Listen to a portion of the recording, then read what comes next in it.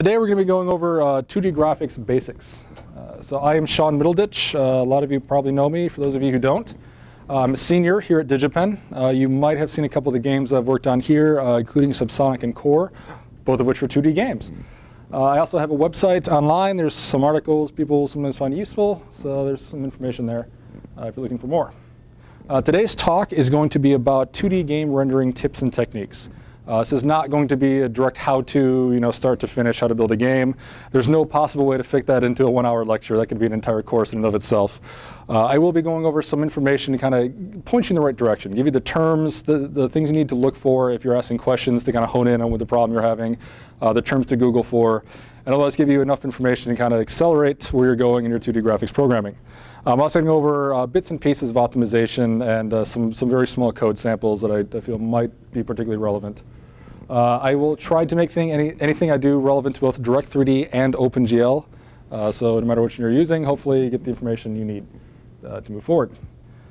So 2D, there's a lot of different reasons you might be wanting to use 2D. Particularly if you're in game 200, you're kind of pushed to use 2D. That's probably a big one for you. But another one is that 2D is just a lot simpler to code. And that might seem obvious in terms of there's less math. There's also just a lot of techniques and tricks you can use that work fantastically in 2D and don't work at all in 3D. And there's just a lot of really complicated systems you've got to figure out how to do in 3D you don't have to do in 2D. So it's way easier. It saves a lot of time. Even out in the professional world, if you're looking at a small, simple game out the door, you're better off going 2D than trying to build this big 3D monstrosity. The art is also a lot simpler to create. Doing sprite art or even vector art is just a lot less time consuming than trying to build nice 2D models with texture, or 3D models with textures and animations. 2D, again, huge time saver. The 2D gameplay is also just a lot easier to work with. We've had 2D games for pretty much as long as video games have been around. The techniques for making a good platformer in 2D are very well understood, whereas most of you have probably seen that most 3D platformers are still kind of rough around the edges these days. Same goes for a lot of other genres. It's a lot easier to make a 2D game in almost all respects. Another interesting one is that 2D offers some unique styles that 3D does not make particularly easy. The retro gaming look, this intentionally pixelized thing, can look fantastic in 2D. In 3D, there's some games out there, Minecraft for instance, that kind of tries to pull it off, but it just doesn't quite have the same charm or quite the same visual appeal that it will in 2D. So some basic terminology, just to make sure we're all kind of on the same page here. There are two general kinds of 2D graphics, raster graphics and vector graphics. Raster graphics are anything where you take an existing 2D image, like something out of a PNG or the sprite, and copying it onto the screen. Almost all games that are 2D that you think of when you think of 2D games are using this technique. A vector graphic technique is where you have a mathematical expression essentially that defines a shape, for example, a triangle or a line or a curve. And then you have an algorithm that renders this onto the screen. These were actually kind of popular back in the original days because the hardware back then had this built in. They knew how to draw a line. They knew how to draw a point. They didn't have a lot of memory, so they couldn't have a whole lot of images, so they couldn't do really fancy 2D graphics using their technique. So like Geometry Wars, Space Wars, Asteroids, some of the first video games were all vector. These days, it's pretty rare. It just doesn't look quite as nice in most respects. And most of the vector graphics games you see are actually not using real vector graphics. Which you can do in a minute here. So vector graphics are excellent for teams that don't have artists. All programmers in this room can write code that draws a triangle or a circle. There's not really much question there. Doing a complicated 2D animated character like out of your favorite Nintendo game, probably outside of your capabilities. You need artists to do that kind of stuff. It's hard to get artists if you're a small team, if you're trying to get things out the door. It's just, usually you will not have artists, especially in game 200. So going the vector art route is a good strategy. We actually did this in Subsonic. Where our enemies were essentially triangles. We had lines and boxes for everything. And this was a game that actually went to competition to IGC. So obviously this graphics look works. It's just a matter of making it stylized and making it look intentional rather than making it look lazy. Yeah. So you can also do things with vector graphics you can't do with raster graphics. You can kind of procedurally transform and morph things. You can flatten your triangle or create new shapes out of them. It's a lot harder to do this with a raster graphic. It's not really a huge deal, but there are some games that have used that to great effect over the years. So one of the things is that with vector graphics, you can actually get the same style using raster graphics. Again, bringing up Subsonic, we had just had regular pings for all of our enemies that were a drawn version of these shapes. We didn't actually draw them in code. And this actually gave us a bit more flexibility. We had the vector graphics look, and we had the ease of creating these so that an artist can make them on his own. But we could kind of apply a Photoshop filter and smooth them out, make them look really nice. That's a lot harder to do if you have to code it directly by hand.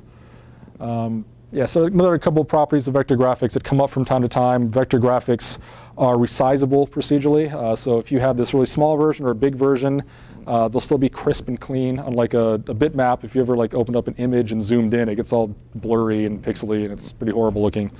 Vector graphics don't have that problem. And then if you're looking at vector graphics, if you ever open an SVG file or an Illustrator file, those are examples of common vector graphics formats. So raster graphics, which are often called just bitmap graphics, are essentially when you have this pre-rendered image. So an image is essentially a 2D grid of pixels. If you have a PNG or a BMP or a JPEG, that is a type of bitmap. So essentially what we call them raster graphics because they're pre-rasterized. Rasterizing means turning it into pixels. So you might have a 3D model editor that you create bitmaps from. The old games, Baldur's Gate did this. Artists made all the enemies and characters in a 3D modeler, but then generated 2D images from them because it was a lot easier to work with the technology of the day. And that's just how the engine worked. Yeah, so not a whole lot to that, just terminology. So raster graphics are a lot more popular than vector graphics. And one of the reasons for this is the amount of detail you can get in there. If you've got this vector graphic and you want to have like pixel perfect control, you've got to create a shape definition for each pixel on the screen. This is really difficult, time consuming, it's not efficient at all. Whereas a raster graphic, you can just take a photograph of something, which gives you this. Or you can go into a texture painter, or you can individually manipulate the pixels if you're doing pixel art.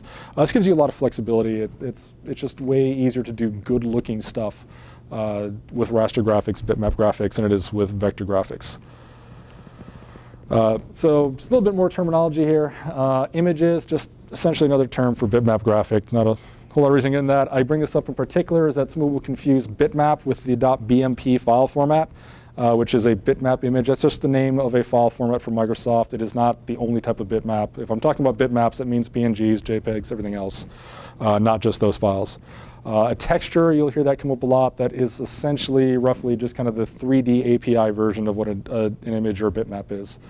So if you're working with Direct3D or OpenGL, it's going to use textures. It's not going to say bitmap or image in most cases. And then sprites are a bitmap image that can be moved on the screen. So sprites in particular, if we're talking about a 2D game, we are probably talking about using sprites to move around on the screen. So a little bit more terminology here.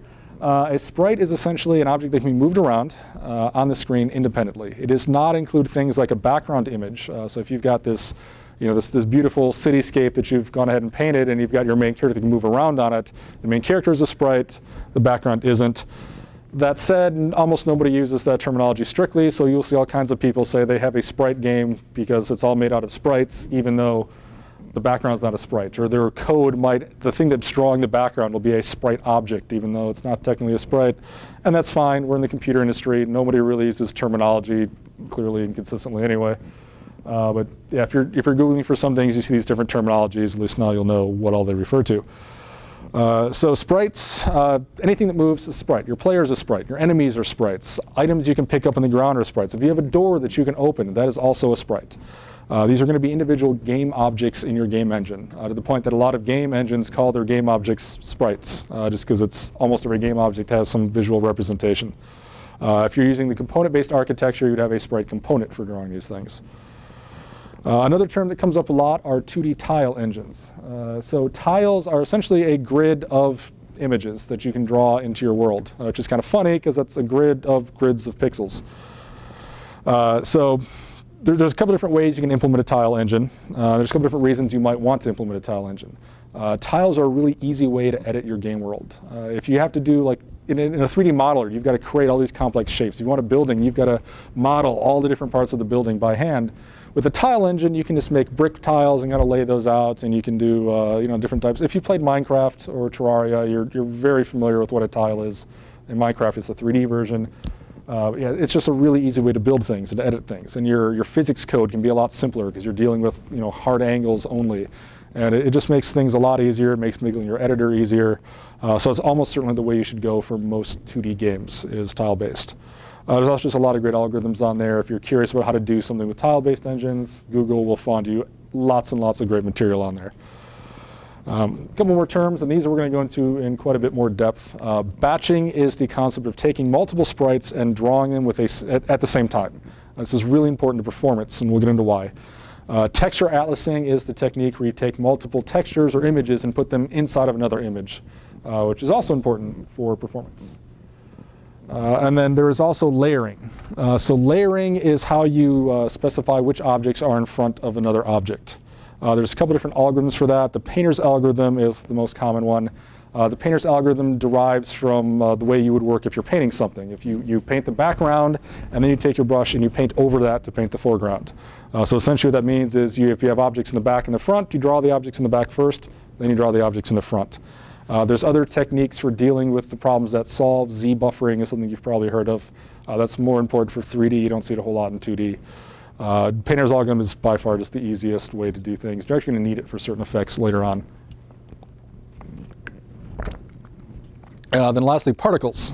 So particles are a way of doing effects. We're going to go over those in a little bit more detail later. But if you've seen fire, smoke, dust, crumbling blocks, like exhaust engines from spaceships, these are all probably implemented with particles in most game engines. If you are trying to make your game look good, you can do a lot more with fancy particles than you can do with art, especially as a team of all programmers. At DigiPen, I would especially recommend that you go with a simpler programmery art look and tons of particles rather than trying to worry with the hassles of an art team, especially if you are a Game 200 game. And shaders, the actual last one. So a shader is a program you write that runs on the GPU. When you're writing C or C++, that all runs on the CPU. There are shading languages. We'll go into that in a bit. There's basically ways of telling the GPU how it's going to draw something. And there's actually a lot of power. Almost all cool effects you see in games use shaders in some way to do something that hardware we didn't even think of being able to do 15 years ago. Just as a counterpart to that, there's what's called fixed function. That means that the function for the graphics rendering is fixed into the hardware. All hardware before about 2001 or so was fixed function. Some of the graphics APIs that are still around still support fixed function. OpenGL 2.1 and Direct3D 9 and earlier all support fixed function. It's worth noting that the fixed function stuff is going away. Most hardware doesn't even support that anymore. If you are using fixed function code, it's actually emulating it with shaders, so you might as well just use the shaders. And if you're using Direct3D 11, OpenGL ES, or the modern versions of OpenGL, they don't support fixed function. You have to write shaders. So this is something you're just going to have to start using, even if you're doing the most basic of 2D apps in many cases. It's worth noting shaders do not need to be hard or complex. We'll go over the simple ones a bit later here. So we'll go over a quick overview of programming 2D. Again, this is not a direct top-to-bottom tutorial. This is more just some information you're going to need. So if you're completely lost, you know what to Google, you know what functions to look up, you know what questions to ask to get help from myself or Johnny Five here if he's around. We got a couple other students, seniors and graduate students like to hang around a bit. Great sources of information. So one thing I want to bring up really quick is DirectX versus OpenGL. This is the question you see all over the place. I'm sure all of you have asked yourself this at one point or another. If you are just starting out with graphics programming, I cannot strongly encourage you enough to use Direct3D. The reason for this is that there are significantly better tools for Direct3D. There's better debugging support for Direct3D. There's better tutorials for Direct3D. The Direct3D API is just cleaner in certain ways. You will have an easier time learning graphics if you learn it on top of Direct3D. It is just in many ways the superior API from an ease of use standpoint. It also more closely relates to hardware, especially if you're using Direct3D 11, which is what I'm going to be talking about. Direct3D 11, or anything Direct3D I mentioned is Direct3D 11, unless I say otherwise. The way Direct3D 11 is built is much closer to how actual hardware works, whereas OpenGL is still based on its old 1991-ish API that does not reflect modern hardware. So there are things OpenGL says, hey, you can do this, and you shouldn't do that. It's actually emulating it in the background because it has to support it for compatibility reasons, even though the hardware doesn't support it. Direct3D will kind of force you to go the way that you're supposed to be going, so the code you write will naturally be more performant, and you'll understand how things work better. That said, if you want to be portable to anything other than Windows or the Windows-based platforms, you have to use OpenGL. And there are 3 times as many OpenGL jobs as there are Direct3D jobs by some stats I've seen on the internet from the OpenGL committee, so it might be slightly biased. But iOS, Android, all these emerging gaming platforms, they all use OpenGL. They do not use Direct3D. So if you're thinking about getting a skill set for a future job, OpenGL is the way you want to go, potentially. It's going to open up a lot more doors. That said, you should know both of these if you want to be a graphics programmer. If you cannot at least get by in both APIs, you are not going to have an easy time as a graphics programmer in the real world. If you've already used one before, use the other. If you've used OpenGL, use Direct3D, vice versa. Give yourself that versatility and expand your horizons a bit. If you're going to use OpenGL, I would recommend you use GLES, which is OpenGL for embedded systems. It is a slightly modified and stripped down and extended version of OpenGL designed for handheld devices, essentially. So we're talking about OpenGL having all those jobs in the industry. That's mostly iPhone and Android. Those use OpenGL ES. They do not use OpenGL, the regular version you would use on your desktop computer. So if you're set on learning OpenGL for job reasons, GLES is the way to go. It is actually a cleaner version of GL in a lot of ways. There's this library called Angle that is basically OpenGL ES for Windows. It works on top of Direct3D. I would recommend going that route if you're set on using GLES, because then you can also use some of the Direct3D debugging tools. And it's just a little bit more stable. So one thing you got to realize when you're, or you got to understand when you're writing any graphics application is the concept of a camera. And I bring this up because most tutorials online about cameras are all about 3D cameras, because that's what everyone wants to do with graphics. The camera is still recorded in 2D. The camera defines what in your scene you're looking at. So you might have, if your whole world is this entire whiteboard, your camera might be just this part of it, because that's the only part you're looking at. In 2D, you would use what's generally called an orthographic camera. An orthographic camera is one where objects that are further away do not get smaller. They're always the same size, essentially. This is generally what you want when you're doing 2D. If you're using layering and you're maybe using these extra coordinates to pull that off, you don't want the background objects to automatically shrink and scale down and get all blurry looking. You want to kind of manage all that yourself with art assets. So in order to create an orthographic camera or kind of get an idea as to what the math behind that even means, if you're unsure, the functions in DirectX math for Direct3D is this guy here, which you can Google. The old style GL function is this guy. And then if you are trying to use new GL, the new GL API or GLES, it actually doesn't have a math library built in. So you either have to write your own or use an existing one. GLM, which is GL math, is a very popular one, and this is the function here. So this is just doing your basic math stuff. CS200, 250 here, DigiPen will teach you what all that math means. But if you're a little unsure, you haven't had those classes yet, the documentation for these guys can kind of explain it, based on your linear algebra knowledge you should have at this point. A couple things to be aware of. DirectX will typically use a left-handed coordinate system, and OpenGL will typically use a right-handed coordinate system. A simple example of what this means is that in OpenGL, 0, 0 is in the bottom left-hand corner, and positive y goes up. And in Direct3D, 0, 0 is upper left corner, positive y goes down. There's actually a lot of other things that change. There's actually more differences between the APIs, or the way that the math works in these two APIs by default. You can actually override how this works for the most part. I have an article on my website that explains this all in excruciating, boring detail. But if you're confused, you want to know how it works, you can just go ahead and find this guy. If you want to find the link, you don't have the slides, just search for Sean Middleditch. You'll find it. Not a big deal. So again, origins, upper left. Yeah, remember what I said. This can be a little bit of a problem if you're trying to be portable. I know some people keep saying they want to make that graphics engine that'll do both Direct3D and OpenGL. Some big commercial engines do this. As a student game, you have absolutely no reason to be doing this. Pick one or the other and just use that. Don't worry about it too much. So textures in the APIs. It's one of the things that a lot of people run into problems with, especially on the OpenGL side, is that the APIs do not natively have a way of loading a texture off disk. You've got this ping you made that is your main hero. How do you get that into the GPU? Direct3D does not have a way of doing that in its core API. Direct3D does include the D3DX library. The X is for extensions. That has functions for loading textures off disk and putting them onto the GPU. OpenGL does not have any standardized extension or otherwise, no standard way of doing this. You have to use a third-party library.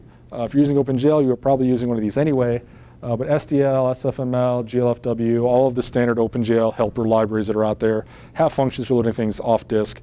So just bring this up, try to figure out how to do it. Don't look in the OpenGL docs, look in the docs for these guys. If you're trying to create a texture from scratch, which you're going to be doing for texture atlasing, so into it a bit, just give me an idea of the function you use. In Direct3D 11, it is create texture 2D, which is nice and easy. In OpenGL, there's this small herd of functions you have to use in order to get things set up.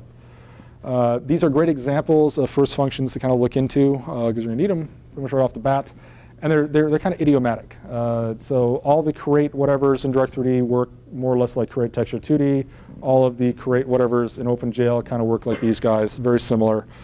So once you figure out how the general API works, most of the rest of it should be pretty obvious to figure out going forward. All right, so we've got, let's say you've gone ahead and you've used SDL on your OpenGL app to load up your main hero, and you actually want to draw them. There's actually quite a few steps to actually be able to get even a simple triangle or rectangle drawing on your screen. So one of the first things you need is what's called a vertex buffer. A vertex buffer is essentially memory you've allocated on the GPU that contains information about how to draw a shape. This is pretty much the only way that the GPU works. You will see some documentation, especially again for older OpenGL, that does not use vertex buffers, or it calls a vertex buffer an optimization. That's not really the way things work anymore. Everything is a vertex buffer. If you're using the older OpenGL API that's not using vertex buffers, it's actually just creating them behind your back and doing it slower than if you did it yourself. So you always want to be creating your own vertex buffers and doing it manually. It's a little bit more code. It's a little harder to get set up, but it's the right way to do things, and that's how you want to be thinking about graphics going forward. So when you're drawing what's called a primitive. Primitive is a shape, essentially, that OpenGL or Direct3D knows how to draw. So a triangle is a primitive. A line segment is a primitive. A single point is a primitive. These are the main ones you're going to be using. There's a few others. There's triangle strips and triangle fans that are kind of losing favor these days. I just want to point out that when you're looking at primitives, if you're looking at documentation, you'll see that some APIs, you can probably guess which, supports what's called a quad, which sounds really nice. That is, it's a rectangle, and you're drawing rectangular sprites. Seems like a perfect fit. A lot of modern hardware does not actually natively support a quad. They only support triangles. Not all hardware, but some hardware. So if you're on that hardware and you are trying to render with quads, the driver has to emulate those and do a bunch of extra work. And again, you're hitting this performance hit. So just always generate the triangles yourself. If you've got a rectangle you want to draw, split into two triangles and draw both of them manually by yourself. All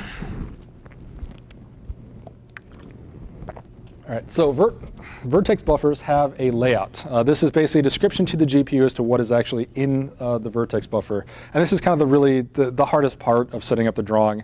And it's hard only because it can be kind of confusing at first, and the APIs can be a little difficult to understand.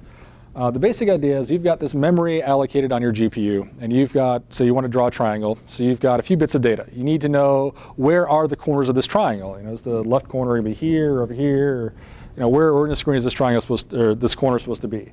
You might have, say, a color. This corner is supposed to be red, this corner is supposed to be green, and it should kind of interpolate between them. And then if you're using textures, you're going to have UV coordinates, which is what we call the coordinate into a texture. I'll get into a little bit of that later. So we've got this buffer memory, and we've got this data. So for example, our position might be 2 floats, our UV might be another 2 floats, and our color might be a 32-bit value, which is 4 bytes that we put in there. In C++, we might have a struct. So our struct might say X, Y, UV, and then color, where X, Y, UV are floats, color is a 32-bit integer. The GPU doesn't understand any of that, and it's not really set up to, because you might have position first and then UV, you might have UV first and then position. It has no idea how you put this stuff in memory, and it can't read your C++ code. It's not looking at your struct, it's not looking at all this other code you wrote. So you have to tell the GPU exactly how this stuff is put out in memory, and that's done with the vertex buffer layout objects that you could create.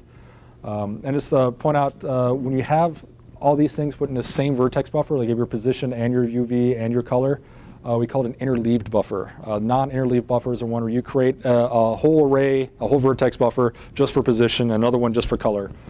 Don't do that. Use interleaved buffers. It's generally faster on most hardware.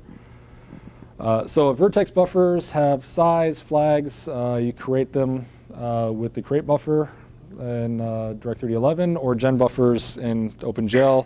Again, these probably look pretty similar to the texture ones. Like I said, it's pretty idiomatic. You look at the documentation for these; they're fairly straightforward.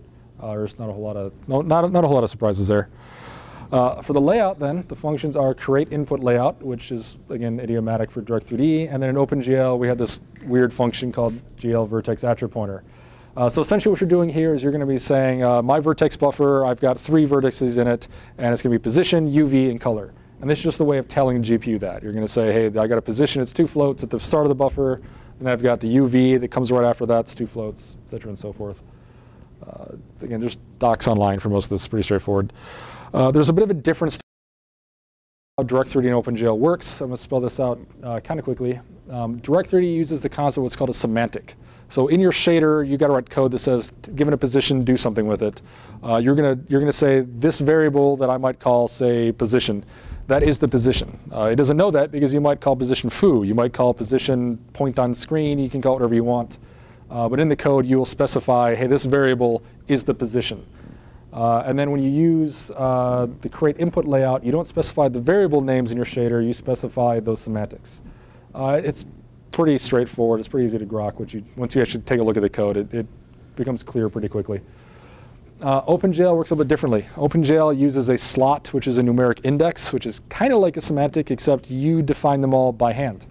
Worse, older versions of OpenGL, including OpenGL 2.1, the common on desktops, OpenGL ES2, they kind of want to pretend that you use variable names in your shaders to talk to your C program, which is not really an ideal way to work at all.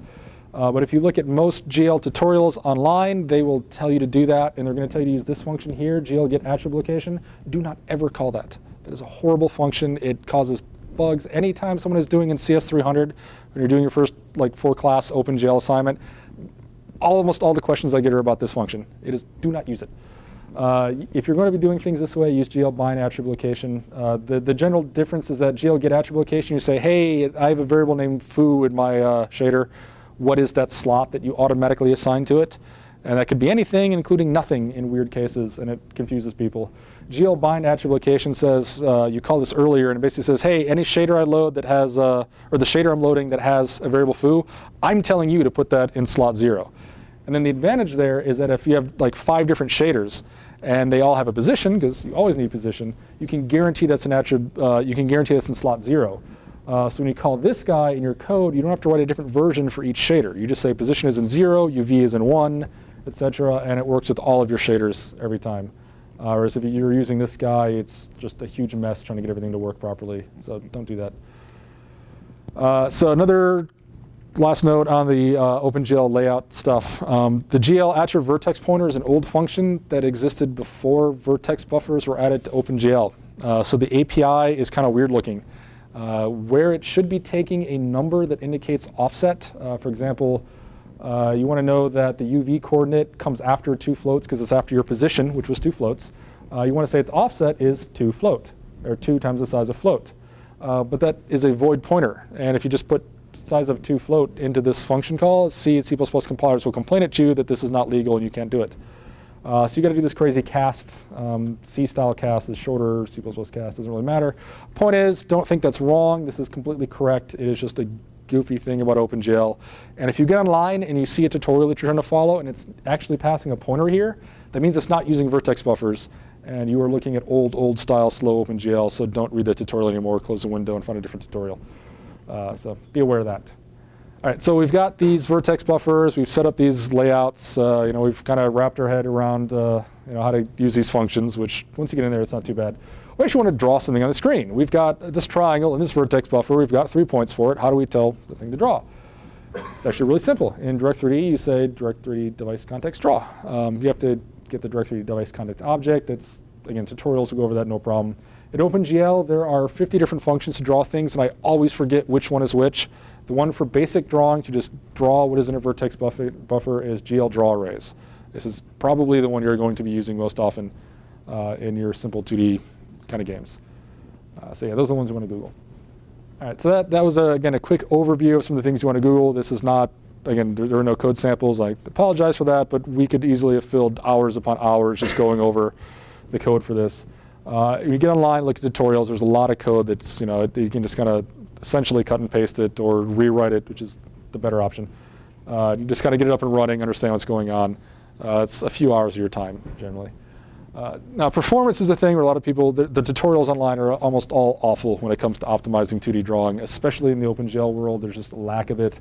In Direct3D, a lot of it these days is for XNA, which is not directly, helpful if you're writing in C++. So we're going to go over some techniques for making sure your rendering is faster to make sure that you don't have this simple 2D game that's rendering at 10 frames a second for some inexplicable reason. So there's this thing called draw call overhead. So every time we call one of those draw functions we just mentioned, there's a lot of work that has to go on behind the scenes. The driver has to do a bunch of work, the hardware has to do a bunch of work, and there's latency. It is much faster to call draw once and have it draw 10,000 objects than to call 10,000 draw calls.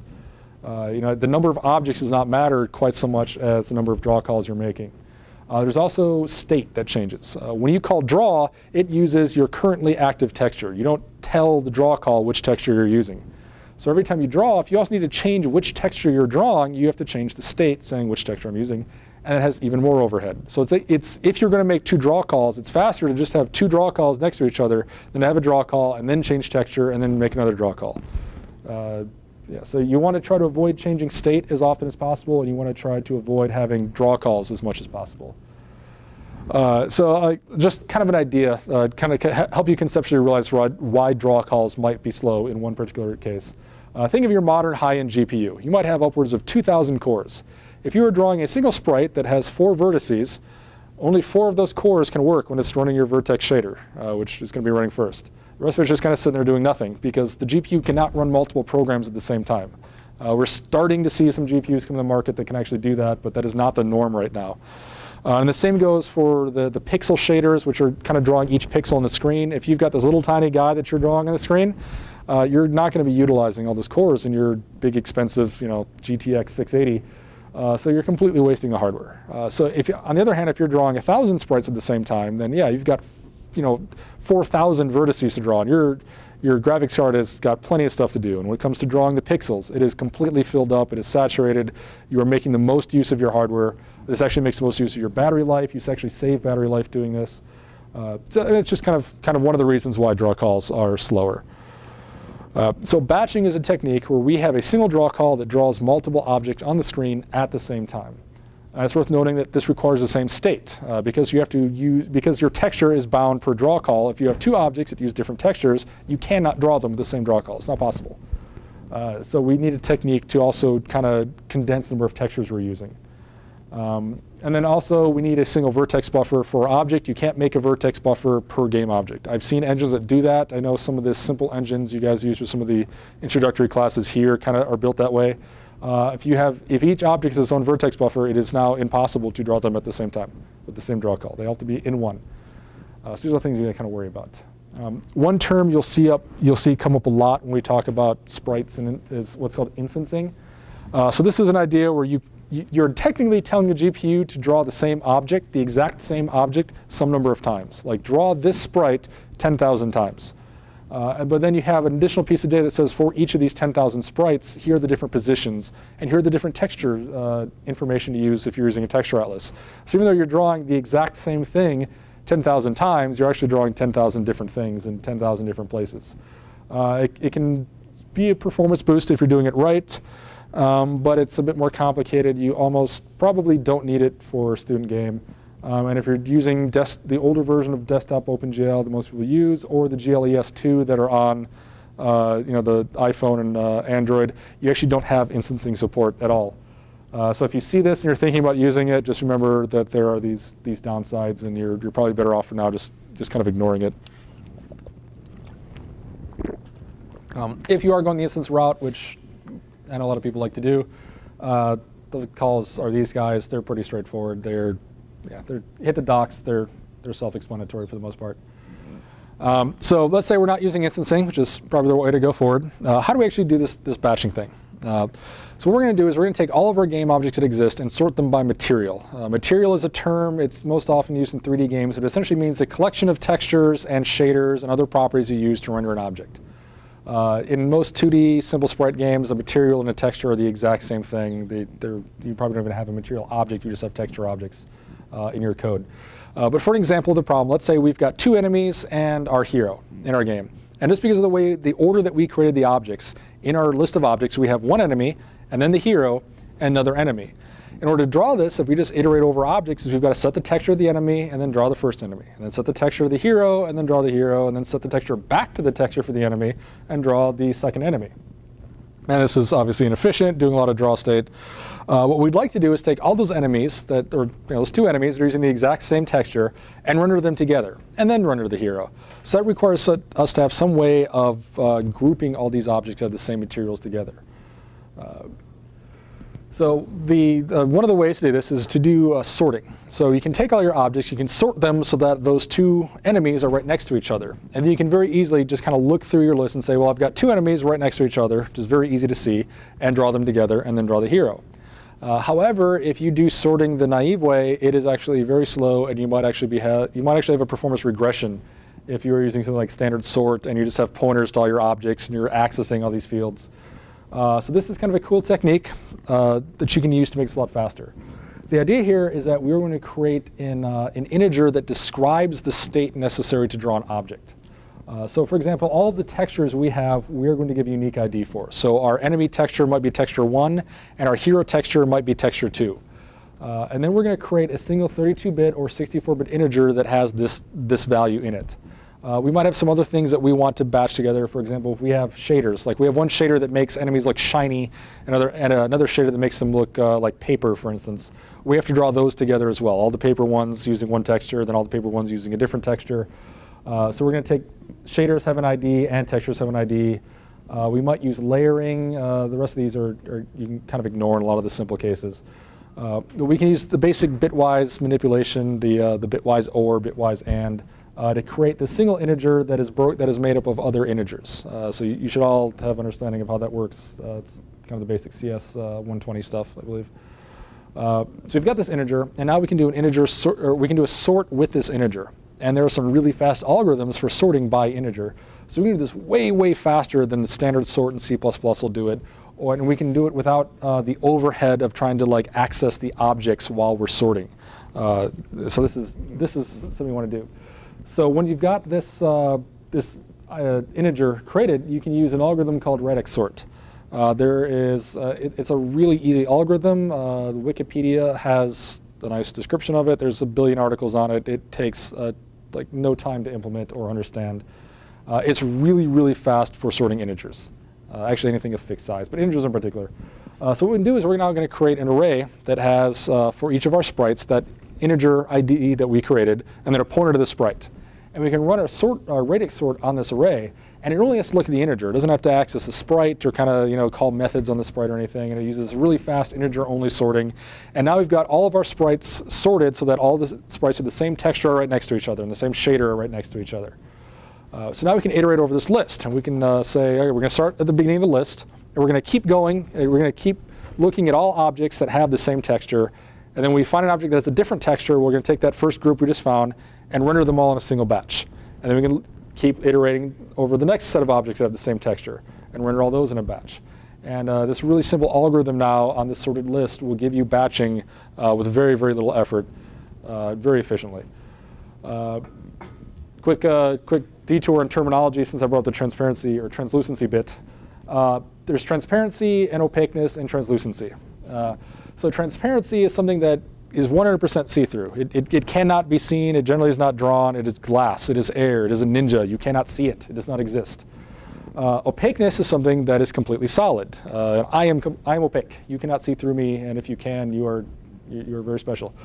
And then there's translucency, which is anything in between. That is something that you can kind of see through. A stained glass window, if you've got like a ghost, you can kind of see through them a bit. These are translucent objects. I bring this up because transparency and opaqueness are very, very fast. You either are drawing something or you're not drawing anything. The hardware can do this quickly. Your painter's algorithm deals with this. Even if you're not using painter's algorithm, it can deal with this if you're using Z buffering or other techniques. Translucency, however, makes everything much harder. The hardware has to do more work because it has to take the color that was already there and blend it with the new color you're rendering on top of it. So that's slower.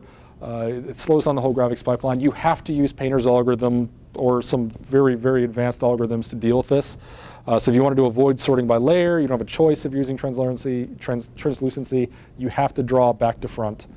So if you are making your sprites or making your graphics, it's either opaque or transparent. It's either completely solid or completely see-through, not partially see-through. It will just make things better. So have very hard cutout edges to your objects. There are certain effects or certain graphic styles that require translucency to look right. So if you're in that case, you want to use it. I just wanted to bring up, I had that translucency bit here in this key. It's kind of a more advanced optimization, but if you are drawing solid objects, draw them front to back. So you have your layers, and you sort them by this layer as you put in the key. You want it so that it's anything closer to you is going to have a larger number. On the other hand, or smaller number, excuse me. On the other hand, if it's translucent, you want to draw it back to front. So you're going to set that bit and then invert the layer mask, and that just makes sure that all of your objects that might have translucency are drawn back to front, then all your other objects are drawn on top of it. Or all your objects that are opaque are drawn first, and then all of your objects that are translucent are drawn back to front. It's an optimization that it just has to do with the way that the graphics hardware accesses memory. It's kind of advanced for this talk. I'm actually not sure why I put it in there. So again, the short version of that algorithm for sorting, you sort it. Then you've got all the objects that have the same material, the same texture, are going to be right next to each other. So you just find all those objects, find the extents, put them in a vertex buffer, draw it, and then just keep going until you're out of objects in your sorted list. So texture atlases are kind of the other half of doing this optimization. If you are just grouping objects by their texture, you're still going to have a lot of different draw calls. If you've got this enemy, if you've got 10 enemies, you're going to have to do one draw call for all of enemy type 1, and another draw call for all of enemy type 2, enemy type 3. So you're making a lot of draw calls. Now, texture atlasing is a technique where you take multiple images and put them inside of a single texture. So you might have a single texture that has all of your enemies in it in different parts of the texture. So now you can draw all of your enemies with a single draw call. This can have a pretty significant speed up, especially if you have lots of different types of objects, which might be the case for your game. So there's algorithms for generating a texture atlas, which, by the way, is also called a sprite sheet a lot of the time. So if you've seen that term, texture atlas, sprite sheet, kind of more or less the same thing. So the idea of how that texture atlasing stuff works, you gotta understand what the UV coordinates are. So when we draw a texture, we have a square. We have to say, and we've got a texture, we have to say which part of the texture is mapped to that square. So the upper left corner should be the upper left corner of our image in the symbol case, and the bottom right corner should be the bottom right corner of our image. So in Direct3D, the upper left corner is 0, 0, bottom right is 1, 1. So you would specify UV of 0, 0 for the left corner and UV of 1, 1 for the bottom right corner. But let's say you only want to draw part of your texture on this rectangle you're drawing. So you want to draw 1/100th of it. You could set your sampling from 0 to 0.1, 0.1. And that's going to draw the upper 1/10 horizontal, 1/10 vertical portion of the texture on that rectangle you're drawing. And you've now drawn just this tiny little fraction of the total texture. So it should be pretty easy to see. Extending this, we can now just put multiple images in there, and for our UVs, kind of move it almost like a sliding window around on our texture to select which portion of the texture we're drawing based on the UVs we pass in with our vertex buffer. So there are, you're going to need a data structure for this. So you might want to know that you have your enemy 1. You don't just know that he's in texture 1, but you know that he's in texture 1, and his UV coordinates are 0.25, 0.25 to 0.5, 0.5, because he's in that 1/16th of that region. Is that a question?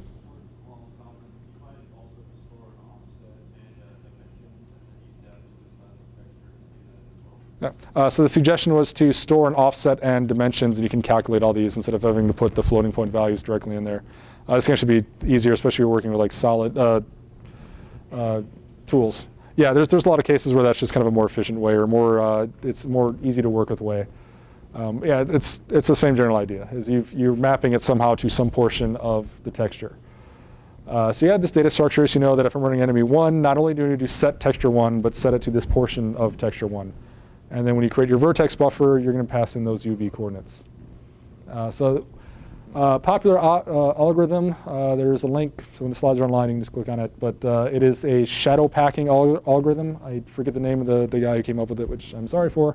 It's a form of bin packing. So it's essentially a way of saying you've got all these images, and you need to figure out how to get them into this texture atlas, especially if they're different sizes. Your heroes maybe this really tall, skinny picture, and you've got like maybe this enemy, this is really wide, short one. All these different shapes, and there's an algorithm to try to fit things in there. And you don't want to do that by hand, because that's a huge waste of time. There's algorithms that just do it for you. Couple notes. Remember to put some padding when you're using these algorithms. If you have, see, your enemy and your hero are images and they're butting right up against each other, there can be a little bit of texture bleed sometimes, just the way the texture hardware works. It might pick up a couple bits of the pixel that is next to your hero that's in that enemy, and it'll kind of like blend the colors together, and it's going to look off. If you put a little bit of padding in there and make it solid black or transparent, it'll solve that. It helps solve it. Another thing is that you can either build your texture atlases at build time. So when you hit the build button in your game, it says, here's the directory with all the images my artist made. Run the texture packing algorithm, generate this single texture atlas PNG, generate a text file that lists out where all those images are inside the texture atlas. You can also do it at runtime. If you don't have a lot of images, runtime is just fine. You're not going to notice a serious performance hit. You do this at load time. But if you're having a lot of art assets, or you're working on maybe a side project commercial game, you're going to want to do this all at build time. You just write a little tool that builds the texture atlas for you. And it's worth noting this is useful even in 3D, not just 2D. If you have a lot of 3D models, you can have them all using the same texture for their skin, and you can also batch 3D models, not just 2D ones. So this is a useful technique to make sure you're using early on if you plan on doing graphics programming. So each texture, each sprite has an image inside of an atlas. You've got, there's a lot of different ways to do this. There's a maximum size to the textures you can have on your GPU. If you have a lot of art, you might not be able to fit them all in to a single atlas. So you might break things down by, for example, putting all of your enemies in an atlas, and then the 10 billion animations you have for your super awesome main character in another atlas. Or you might also do some kind of fancy algorithms. Like in level 1, we've got these 4 enemies, and our main character is always there. So we're going to make a texture atlas just of that. And level 2, we've got these other 4 enemies and our main character. So we're going to make a second texture atlas that also has the main character, but has these different enemies. So now each level is using a single texture atlas, and you can optimize things a little bit more. Even though if you're wasting a little bit more space on disk, but it makes things run faster. This is actually kind of common, especially in consoles with CDs, the way things are packed on there. It's something to keep in mind. You probably won't have that many art assets in a student game, but it's kind of a neat trick. All right, so particles. So particles are little objects, usually sprites, that are created by a particle emitter and drawn by a particle system. So I'll explain a little bit about that. So particles, you've seen them in games. Any game you have played has probably used particles in some way, used for tons and tons of effects. And I mean, they're by far the way you're going to want to go forward. If you're doing programmer art especially, you as a programmer can make really, really cool particle systems that doesn't need any nice art. Geometry Wars used that vector-style graphics, had tons and tons of particles. Things blew up. There was just millions of little specks flying over the place. It made the game look amazing, even though it was all lines. Right? So particle systems are the way you can pull off a lot of really cool effects: flames, smoke, all kinds of stuff. So particles are little objects. They're usually sprites in a 2D game. They can actually be 3D meshes in a 3D game, or still sprites. They can be single points in a 2D game, just individual pixels that you're flying around, that you're sending out there. A particle emitter is an object that creates particles.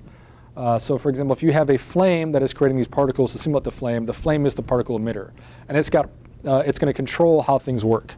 And the particle system then is the object that actually draws everything, does the updating, and actually figures out how to make the particles move and interact with the world. So particle emitter specifies properties for particles. So the flame might say, I need all the particles to appear where I'm at, and I want to randomly have some of them fly off to the right, some fly off to the left, so you get kind of like this blooming effect going on. And then it's going to say, I want these particles to last for 1 second and float upward, and I want them to fade from white to brown to red to yellow. So you get that gradation of color like a fire has. The emitter specifies all these properties. You're going to try to minimize putting this into the particles themselves. You don't want to have these big, giant particles that say, well, I know my color and all this stuff. The particle emitter is going to be in charge of that. It knows that this particle lasts for 1 second, and so it can interpolate. Say this particle is 0.5 seconds old. It is halfway through its life cycle. Here is the algorithm for calculating the color for a particle halfway through its life cycle. And in some cases, you're going to have things that actually have to be in the particles. Others, though, you can do that procedural calculation for. Makes things a lot faster and simpler. And there are also, there's an idea of a curve. You're going to see that a lot in more complex particle systems. That is essentially the mathematical algorithm you use to describe how things change over time. So that color, it might not be linear. It might be like it's going to have it's going to take a really long time to fade from white to red, and then very quickly fade from red to brown, and then very quickly fade to yellow. So there's different ways you can do that. There's a lot of great articles online explaining how that all works. Question? So the question is, do we use the emitter to draw stuff? No, we actually use the particle system. Shall I get to the next slide here, actually? Yeah. All right. So the particle system is the guy that is actually drawing your particles. And it's worth noting when I say a particle system, I don't necessarily mean like a game system, like we think of the physics system or the graphics system. The particle system is another object. In most engines, the particle emitter and the particle system actually are the same thing, but there are some cases where you try to optimize things a bit more. You might have multiple emitters that all share the same system. If you've got 3 fires, there's no reason that you have to update. You have to do like 3 sets of calculations. You can just do 1 batch set of calculation for all 3 fires. In most cases, though, yeah, they actually are the same object. And then the particle system has knowledge. The graphic system has knowledge of particle systems and how to optimize things, especially. So the particle system is what updates the particles. It knows that this object, this particle, is half a second old. 0.1 seconds have passed since the last time we've drawn. Let's update these properties, figure out its new position, figure out its new velocity, and all that kind of stuff, and then create the vertex buffer that has all this data in it for rendering. So it's worth noting, particle systems should be rendered as a whole. Do not try to get fancy and smart and figuring out that there's this fire on the edge of the screen and like a couple bits of the fire off the screen, and that's a waste of time to draw those bits. So let's calculate those and call them. Don't do that. Your flame, if any of it's in the screen, render the whole thing, your particle emitter, and just put all of its particles in the vertex buffer. The GPU calls things faster than you will in this case. Just do things as brain dead looking as you possibly can, and just trust in the GPU being able to do things really, really fastly here. Yeah, so all particles in a system ideally share the same state. If you have 2 particles that use different textures, you cannot draw them with the same draw call, and you guys start sorting them and doing all this other weird stuff. Don't do that. All of your particles in a particle system, particle emitter, should use the exact same texture. If you need different textures, use an atlas. Or if that's not an option for some reason, just have 2 particle emitters. You can have 2 particle emitters on top of each other that just emit different particles. Totally legal, nothing wrong with that. Also note that I mentioned translucency is a bad thing to avoid. A lot of advanced particle effects require it. If you're making a smoke effect, you're going to be using translucency to make it actually work. Just keep in mind you can use additive blending. So when you're setting up, when you're looking at how to do these particle effects, they're going to kind of go over this in all of the tutorials. There's a couple different ways to do blending. Additive is the fastest, easiest of them in most cases.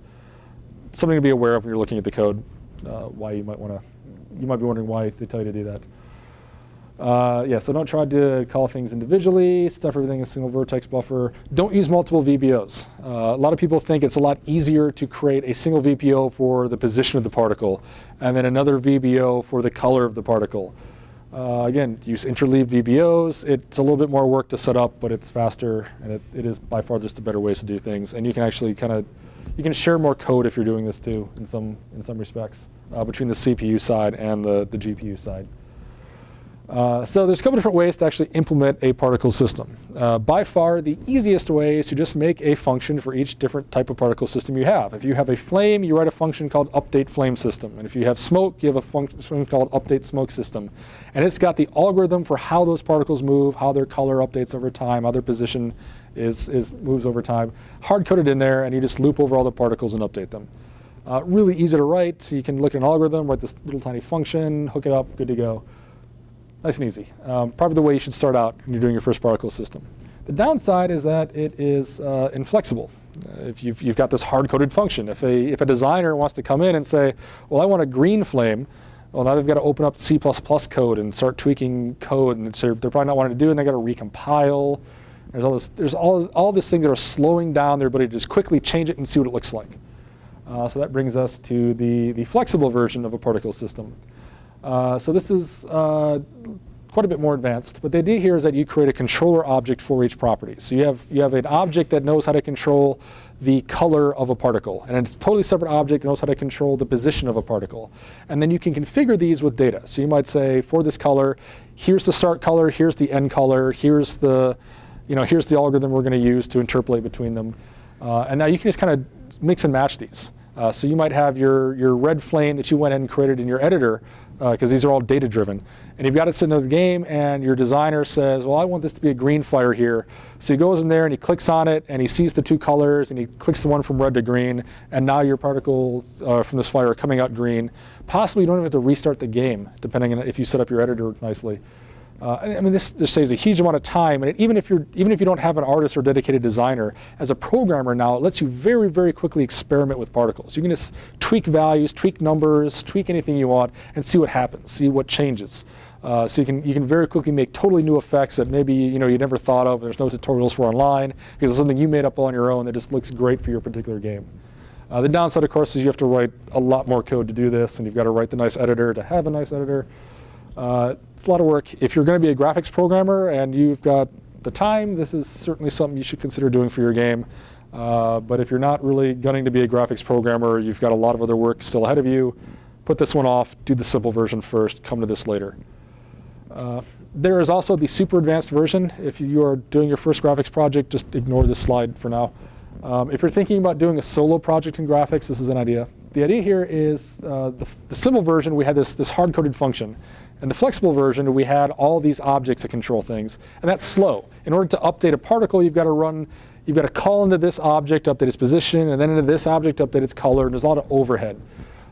You can take these objects that describe the particle system and generate code at runtime, either on the CPU or directly in the GPU, make things run super fast.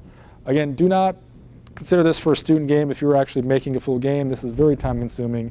But I know some of you want to be graphics programmers and are maybe considering solo projects or independent studies. This is actually a really cool thing. If you ever want to work for a company that's actually making its own engine, its own tech, this is something not a lot of people know how to do, like generating code or GPU code is not a very widely known skill. So it's certainly something to look into if that's your interest. Otherwise, skip this, do one of the other two versions. Save yourself a lot of time. Yeah, move on. One last thing on optimization for particle systems is some games have just a lot of particles. You can have hundreds of thousands, in some cases even millions of particles you're trying to draw. And you're going to find out that if you're just updating this one vertex buffer and drawing it, it might actually be slow. Slower than if you had multiple draw calls. And this just has to do with the fact that your GPU is sitting there doing nothing while you're creating the vertex buffer, and then you're passing the vertex buffer over the GPU and it can finally do something. So in one of the few rare cases, it might actually be more advantageous to split things up into multiple draw calls. So if you've got 100,000 particles, for instance, you might create a vertex buffer with the first 1,000 of them, send those off to the GPU, and then another vertex buffer, the next 1,000, send that off to the GPU. And the actual numbers you want to tweak, 1,000 is probably not the right number. But yeah, if you've got a lot of particles and it's running really slowly and you're looking at your tools and it's saying you've got bad GPU utilization, CPU is being pegged at 100%, nothing's drawing, this might be something to look into. Obviously, profile, make sure this is your actual problem. But it's really easy to do this, and it can save you some time. So if you're actually thinking, what can I do with particles? There's a couple different techniques. I had mentioned the curve-based, algorithm-based way of doing particles. Another way that I've not myself used, but is actually kind of cool, is you use a field-based particle system. So essentially what this is we create objects that push and pull particles. And you can get them to move around in interesting ways, and you have this nice graphical way of seeing how things work. And hopefully I can get this demo working here. So we got an example of a particle. Can you guys see those particles there? The blue? No. That's unfortunate. Are those more visible? All right. So you can see maybe the particles are kind of doing this weird swirly pattern here. There's this dot in the middle that it has a gravitational field that is pulling the particles in. If you get the slides online, you can click the link and check it on your own, where you can actually see things. But it's a way of now, you can go in here, you can move these objects around and completely change the pattern, the way things are flying around on screen. And you can just easily kind of move things around and intuitively change the patterns of your particles. You can also do things that will also alter color based on proximity to these. They have one example, which is, this one might actually show up. So you got this kind of candle effect here. That's pretty clear, right? What you guys probably can't see is that there are actually a bunch of dots around the outer edge. that are influencing how this are moving. So there's gravitational fields that are, when the particles start here, there's objects here that are pulling the particles out, and then other fields up here that are pushing them back in, and some objects down here that are making the objects get pushed up. So of having to write this big mathematical algorithm to get that movement, or they do that nice candle shape, you just got some objects you can move around and rearrange and get all kinds of cool shapes. So it's a pretty cool trick. It's got some limitations, but it's something to consider working with. Did you really do that? You went all the way back. It's still running behind there. Is it? Oh, hey, look at that. Thank you. All right. So that's one way to do. Oh, this is fluids. So that's one way to do things. Yeah, link here. The curve systems are much more popular. So if you're interested in figuring out how particle engines and like really big AAA engines work, they don't generally work that way. But that's something you can certainly experiment with on your own. You can also use particles for certain kind of fluid dynamics. If you want to have water, like the things that can splash so the user can move around in, you can also use a particle engine for that. Is this one? Yeah. So you can see as my mouse moves through all these individual particles on the screen, it's disturbing them. It's pushing them around, and you get this kind of like cool fluidy look. So you can imagine you got maybe a character in a game who's jumping through this, and as he's jumping, things are swirling around, or maybe there's enemies that are getting pushed around by this. It's a pretty cool technique. There's many, many, many ways to do fluid physics in games. This is but one. Yeah, but I mean, it's certainly something you can experiment with. All right, so go through a couple more demos here really quickly. I'm actually going to skip the first three and go straight to Stardust. Stardust is from Alan. He's a student here. He's a really cool guy. And he wrote this library for particles. This is a cool one. Is that visible at all? Is that too dark? Probably too dark. And, try this one. This one should show up a bit better. Yeah, so I mean, it's all just a particle engine, and he's got some of the ideas of how you can go and implement this. He's got a lot of great notes online, and he's got a whole bunch of demos in here, so you can kind of play around and figure out, what are some cool things you can do with particles. This one might actually be using the fields. I'm not sure that we were looking at earlier. Yeah, but I mean, you can figure out like really cool ways to have these like cool beam cannons and stuff that you can do very easily with a particle effect that is very, very hard to do without a particle effect.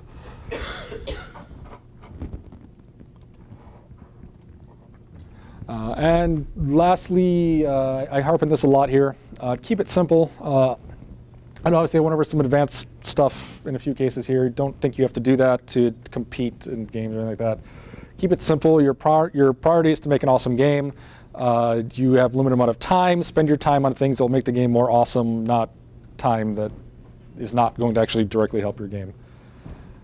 Yes. Also start simple. If you're thinking about you want to do the advanced particle engines, build that very simple version first. Just get a few particles moving around using the fixed, the hard-coded function. Get it working. Make sure your particle rendering and all that is working. Make sure you've got that foundation down. Then move on to the advanced stuff. All right, so shaders. Shaders are a very big topic. There are books and books and books written on this. But as I said before, you have to use at least some basic shaders in order to get all the modern APIs actually rendering anything. The nice thing is that shaders are really not all that scary, but there's a lot of terminology and a lot of things to keep in mind. There are a number of different kinds of shaders. There are vertex shaders that transform vertices. So a shader, vertex shader, if you have a triangle, it will run the vertex function, the vertex shader function, once for each corner, of that triangle. It's not going to render it for the middle of the triangle, for instance. The fragment shaders, also called pixel shaders in Direct3D, render the actual fragments or pixels on the screen. So if you've got a triangle that's covering half the screen, it's going to run that fragment shader for each pixel in that half. Geometry shaders create new shapes, tessellation shaders. The rest of these two are kind of more advanced. You're not going to be using these in a 2D game in most cases. But if you see the terms, just give me an idea what they are. You're going to be using vertex shaders and fragment shaders almost exclusively. Actually, probably exclusively for 2D games. So like a basic vertex shader is just going to kind of multiply your camera matrix. If you're linear algebra basics, you got that camera that described the orthographic projection we went over earlier. You've got a point that's over here, the camera's over there, move things around, make things render properly. they can be really, really simple.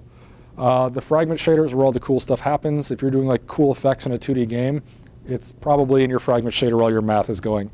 But again, this very, very simple version of the fragment shader is that we told this texture to draw, we told this triangle to draw this texture, and it says read the texture and put the color from the texture on the screen.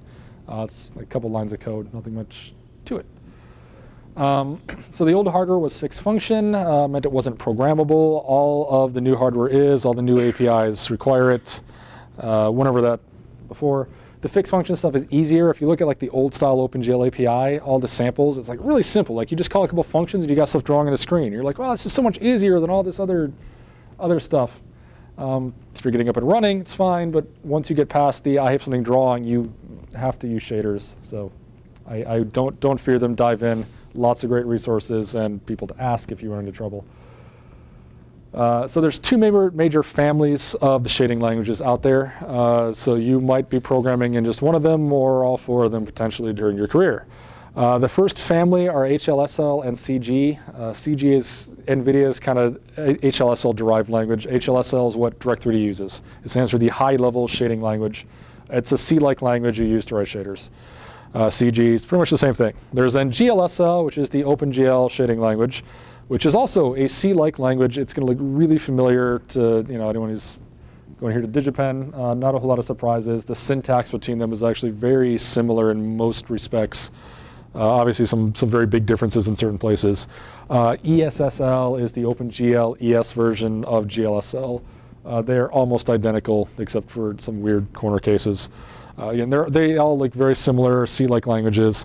The nice thing is that CG actually, the way CG works is your graphics hardware doesn't actually run CG. CG is a tool that generates HLSL or GLSL. So if you're sitting there wondering like which shading language should I use to get the most bang for my buck, CG is actually a pretty good choice, except for the problem that it does not currently support ESSL. So if you want to do iPhone or Android games, you're on your own, you're writing it from scratch. No CG for you. Yeah, so Direct3D is HLSL only, OpenGL, GLSL. So here are some simple GLSL shaders that are doing not a whole lot of anything. So the idea here is we have the camera projection. That's that orthographic matrix you set up before that we bind to our shader. We've got our input position. So we're running a triangle. We've got the original positions we passed in. We need to multiply that by our projection matrix. This is like the basic linear algebra stuff. And then we said we're going to pass in a color for the three corners of our triangle, but the vertex shader gets the color. We have to then pass that to the fragment shader, so we have to have this varying. And basically, we're just copying this value through. And then in our fragment shader, we're just saying set the color for whatever pixel we're drawing to the color we're drawing for this triangle. And this is really, really basic. Again, there are tutorials that have tons and tons of shader examples online. We could have pages and pages of this stuff. If you're rendering solid objects, this is almost all you need. If you're rendering textures, you'll add like one. You maybe replace the color line or add another line to the vertex shader and the fragment shader, and you're done. There's not a whole lot to it, and the tutorials go over all that. And speaking of tutorials, when you guys grab the slides, it'll be online. They'll be on the Facebook page and Moodle after the talk. These are links to some tutorials that I found okay, decent. HLSL has tons of great tutorials online. I had to search a bit for the GLSL ones. They're pretty decent. A lot of the shaders are geared towards 3D, but it's more important to just learn the language. 2D is just you're just doing simpler work. Once you understand how the shaders work, the rest of it's cake in 2D. So these will just kind of explain to you what the syntax means and what all is going on in the shader. So last thing with 2D is getting pixel perfect rendering, which can actually be a little bit hard. So by pixel perfect, we mean that if you have created an art asset, like your main hero sprite, you want it so that each pixel in him shows up as one pixel on screen. And this is actually not the way things will normally work if you're not careful. Anti-aliasing or bad things to do with texture or scaling can actually make things come out looking really blurry or jagged. So an example from text rendering where you see this a lot. You can see how the letters don't look like they're the same thickness, how things have all kind of gone wonky looking. This is non-pixel perfect rendering. This is a really, really clear example of it. So what can happen is it's trying to render, say, the middle of this T, but it's rendering it right between the pixels. So you can't draw between pixels. So it makes the pixel on each side now have the drawn in. So what should have maybe been 1 pixel wide is now 2 pixels wide, and it looks really off. It's really hard to read. It's ugly, and your sprites can do the exact same kind of thing, where they just look garbled, not garbled, but everything just looks off and horrible. So there's a couple of different things that can cause this. One is understanding a pixel center. So your screen is a grid of pixels. A lot of people like to think of pixels as a point. A pixel is not a point. It is a rectangle. It has width and height, because your screen has width and height. It is not made up of infinitesimally small points. So the question is, if I'm drawing at the pixel at location 4, 4, where am I drawing? Am I actually drawing at a pixel, or am I drawing at the corner between 4 pixels? And the answer to that question actually varies by quite a few things: the way you've set up your orthographic matrix, your camera matrices, and also the API. DirectX 11 and OpenGL 4.4 is the center of a pixel. In DirectX 9, it is actually the midpoint of all the corner where the pixels meet. So if you're rendering, things are going to come out looking odd unless you offset things by half pixel in DirectX 9. So just something to be aware of if you're trying to, if you're getting everything looking like it's a little off, consider you're probably just off by half a pixel, and that can actually solve a lot of the basic problems. If you're doing rendering in DirectX 11 or OpenGL, this will almost certainly just work without any extra work. DirectX 9 is the one where you see a lot of stuff. Be aware that there are sometimes certain other APIs you might be using, like if you're using a pre-written 2D library, it might be maybe assuming that you're working on DirectX 9, and it's already doing this half pixel offset, and then if you're running DirectX 11, now you have to unoffset it. Or maybe there's cases where even though this is mostly gone with newer APIs, you still sometimes have to be aware of it. So just keep that in mind. Scaling. Scaling is a huge source of artifacts. If you have a sprite that is a 64 by 64 image and you want to make it 20% bigger, it will be 60 or 76.8 pixels wide. That naturally does not quite exactly fit the pixel grid in your monitor, as there are no 0.8 pixels on your screen. So you really just want to avoid these arbitrary scaling factors. If you can, scale by whole numbers. So what that means is you got this guy who's 64 by 64, scale by 2, he's 128, 128. So each original pixel in your art is now 4 pixels on the screen. He's gotten bigger, but he hasn't gotten blurrier. And even then, there's things you can do where maybe you want it to blur a bit. There's ideal algorithms for that. If you're going to scale things down, try to aim for fractions that evenly divide into the size of your image. It just makes sure that you don't have half pixels that are, scaling multiple pixels in the screen, or trying to draw 2 pixels in the same spot just because of the way the math works out. It just solves the blurry problem. Another source is rotation. If you've ever seen a 2D game that rotates something, as soon as it starts rotating, it looks blurry and just awful. This is just, again, a fact that you've got this rectangular grid of rectangular pixels, and you're rotating it, so now you have rectangles that are not aligned with the rectangles they're drawing to, and just the math no longer works out and crazy things happen.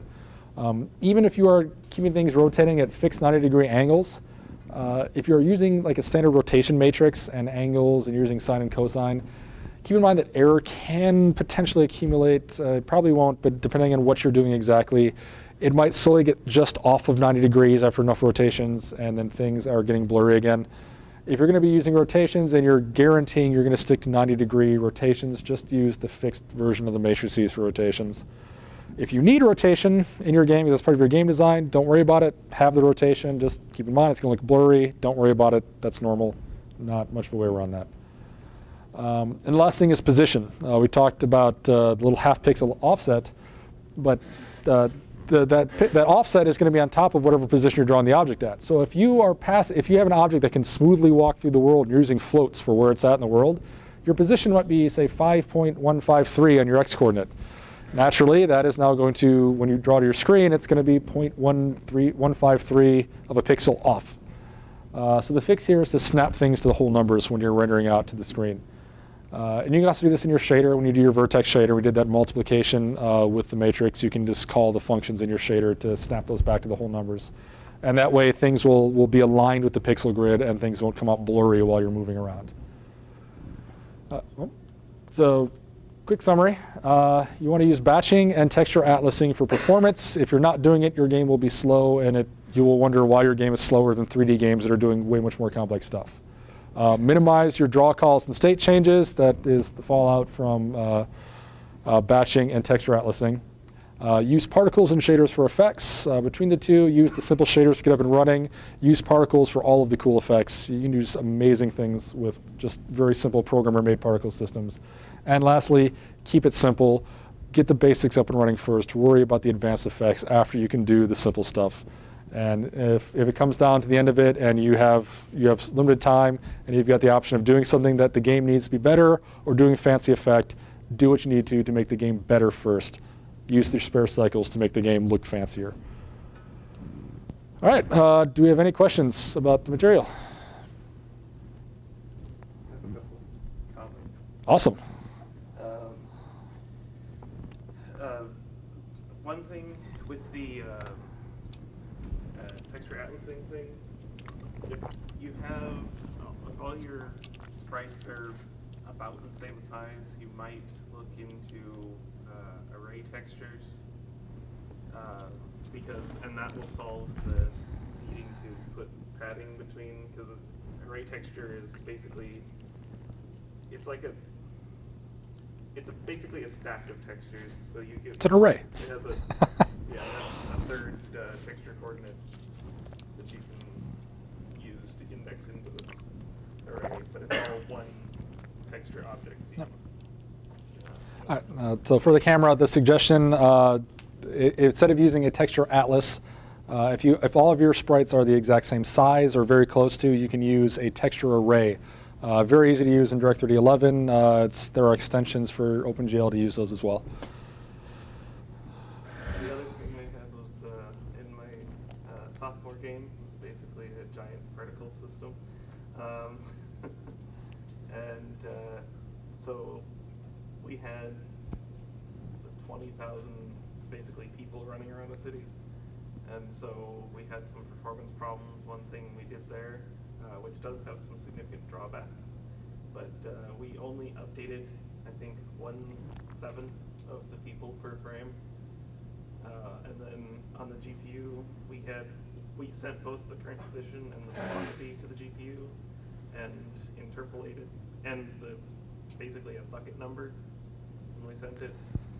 So that way we had the GPU actually interpolate between the current position and their estimated next position. So most of the time you can't tell that we're faking. So summary for the camera, if I hopefully don't screen this up. One of the suggestions is that if you have a lot of particles that need to do a lot of updates is you can update just parts of them each frame. So if you have 100,000, maybe you're updating 10,000 of them a frame. And then the other ones are going to update later frames. You can then send the current state and the next calculated state to the GPU and interpolate between them. So that even though you're only updating, say, some set of particles once every 10 frames, they're still smoothly moving over the course of the independent frames. This is a really common technique also for a lot of other things in graphics and animation. Is that accurate? Any other comments? All right. Do you have any other questions? All right. Well, thank you.